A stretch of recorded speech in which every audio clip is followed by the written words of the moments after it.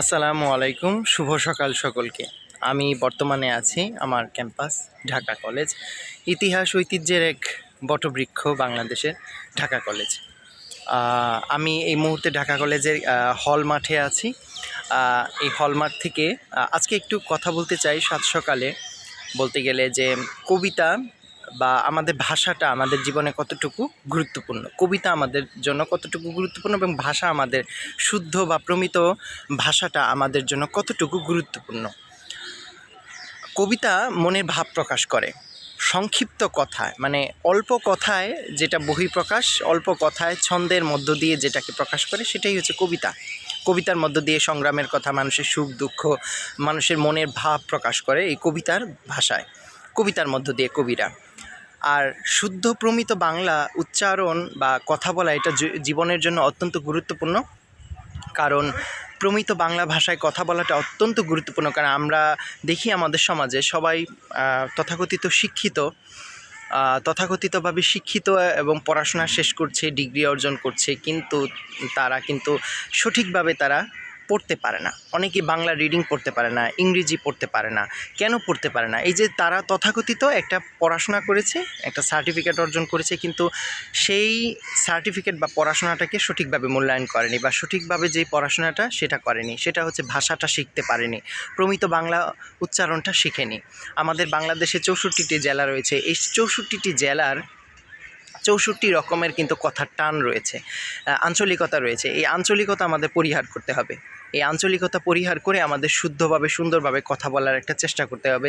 কারণ শুদ্ধভাবে কথা বলা শুধুমাত্র মানুষের মনোযোগ আকর্ষণই করে না, নিজের ব্যক্তিত্ব বোধকে সুন্দর করা, নিজের ব্যক্তিত্ব এবং আমি যে শিক্ষিত, আমি যে উচ্চশিক্ষিত, আমি যে পরিপূর্ণ শিক্ষিত, আমি সেটাকেই কিন্তু জানান দেওয়া, বহিঃপ্রকাশ করা।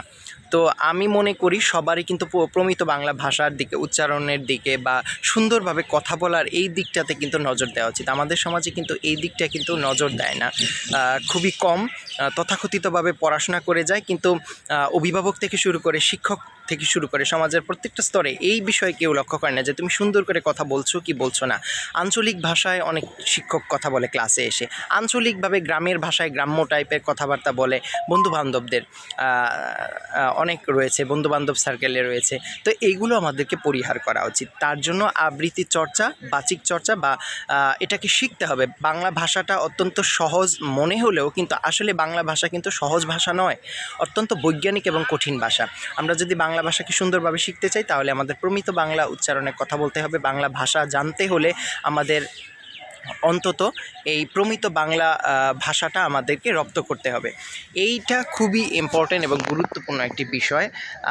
আমি করছি যেহেতু দীর্ঘ প্রায় 10 বছর হয়ে গেল আমার কবিতা আবৃত্তির সাথে জড়িত, এবং কবিতা অত্যন্ত গুরুত্বপূর্ণ। কারণ কবিতা আবৃত্তি করলে দেখবেন আপনি বিভিন্ন ধরনের ভাইভা ক্ষেত্রেও আপনি অনেকটুকু সফল পাবেন, এবং এটার উপকারিতা অনেক। বলতে গেলে আপনি প্রমিত বাংলা উচ্চারণে কথা বলবেন, আপনার ব্যক্তিত্ব সুন্দর হবে, আপনি ছাত্র হিসেবে অনেক সুন্দর হবেন। বলতে গেলে আপনি যেখানেই যাবেন মানুষের মনোযোগ ও দৃষ্টি আকর্ষণ করতে পারবেন, এবং মানুষ আপনাকে গুরুত্ব দিবে, মূল্যায়ন করবে, এবং সবার থেকে কিন্তু আপনাকে বেশি মূল্যায়ন করবে। আপনি কিন্তু বলতে গেলে 10 জনের থেকেও কিন্তু আপনি সবার আগে থাকবেন, এগিয়ে থাকবেন। এই বিষয়টি সবচেয়ে বড় কথা হচ্ছে যে বিভিন্ন চাকরি ক্ষেত্রে কিন্তু ভাইভাতে কিন্তু বাদ পড়ে যায়, এবং বলতে গেলে যে সুন্দর করে কথা বলা বা উপস্থাপনা করতে পারে না। এই বিষয়টি কিন্তু করতে পারে না বলেই, সুন্দর করে নিজেকে উপস্থাপন বা প্রেজেন্টেশন করতে পারে না বলেই, এইটার জন্যই কিন্তু তাদের অনেকটুকু কিন্তু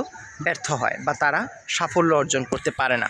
তাই আমি অন্তত বলবো সকলকে, যারা আমার সাথে যুক্ত আছেন সবাইকে বলবো, বাংলা ভাষা সুন্দরভাবে শুদ্ধভাবে শেখার চেষ্টা করুন। প্রমিত বাংলা সুন্দরভাবে উচ্চারণে কথা বলা শিখুন, এবং কথাশৈলী আবৃত্তি চক্র রয়েছে টিএসসিতে। এটি টিএসসি কেন্দ্রিক আবৃত্তি সংগঠন, অত্যন্ত জনপ্রিয় সংগঠন। 3য় আবর্তন চলছে, আপনারা এই আবর্তনে অংশগ্রহণ করবেন এবং এই কথাশৈলী আবৃত্তি চক্রের সাথে আপনারা যুক্ত হবেন, এই কথাশৈলী পরিবারের একজন সদস্য হবেন আশা করি। আপনাদের সকলকে আমন্ত্রণ এবং নিমন্ত্রণ জানাচ্ছি।